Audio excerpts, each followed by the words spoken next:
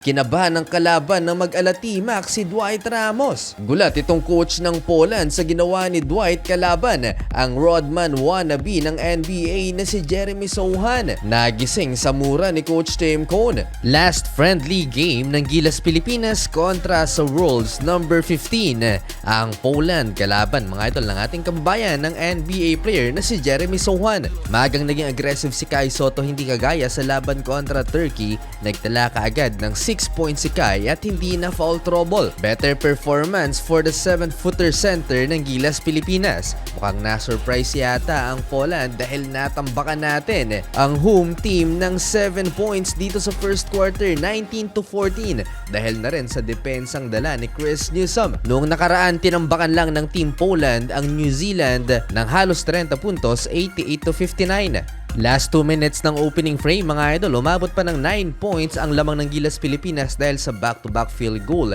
ni Junmar Fajardo. 23-16 end of first quarter, so far impressive ang ipinakitang performance ng Gilas Pilipinas. Second quarter, nakipag-agawan ng bola sa sahig si Junmar Fajardo. Dito unti-unting nakat ang kalamangan ng Gilas Pilipinas. Dahil na rin dito kay Jeremy Sochan, pero nakasagot si Justin Brownlee and one play. Wild shot by JB pero napakahirap na dunk ang naging sagot dyan ni Rodman wannabe sa harapan ni JMF. Nagduelo ang NBA player at ang ating naturalized player na si Kabayan JB dito sa second quarter. Halfway mark na kokontrol pa ng Gilas Pilipinas ang laban pero pagsapit ng 4 na minuto bago magtapos ang second quarter, dito na nagsisimulang pumasok ang outside shooting ni Matthews Punitka. Dahil dyan, naitabla ng home team ang talaan. Kai Sotto nag-commit ng offensive foul.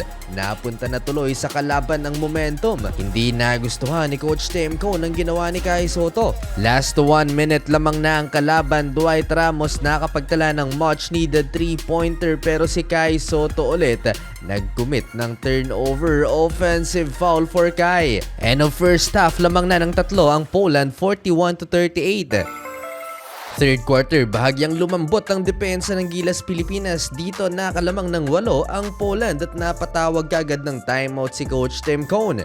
Buti na lang talaga may Justin Brownlee na nasasandala ng Gilas Pilipinas kung kailangang umiskor ng kupunan. 19 points na so far for JB, 50-47 under 6 minutes. Wala nang 4 na minuto ang natitira sa third quarter. Napakagandang pasa ni Kai Sotto kay Justin Brownlee, cutting layup. Etong dalawang big man natin na nagpapalakas sa depensa ng Gilas Pilipinas sa pintura. Paano pa kaya kung may AJ Edu? Last 2 minutes, back-to-back and one opportunity for Poland. Natapos ang third quarter lamang ng dalawa ang home team, 58-56. Di na pinaglaro dito sa second half si Jeremy Sochan. Fourth quarter, nasupalpal sa transition si Justin Brownlee. Nagresulta yan sa 3-pointer ni Sokolowski. Lumabas din ang problema ng Gilas Pilipinas. Nagkasunod-sunod ang turnover dahil wala ngang true point guard ang ating kupunan. Nag-alarondo pa ang player na to ng kalaban pero naimintes ng kanyang teammate ng slam dunk na to. Lana, na-high blood na si Coach Tim Cone at nagmumura na sa kanyang mga players. We don't fucking play to win.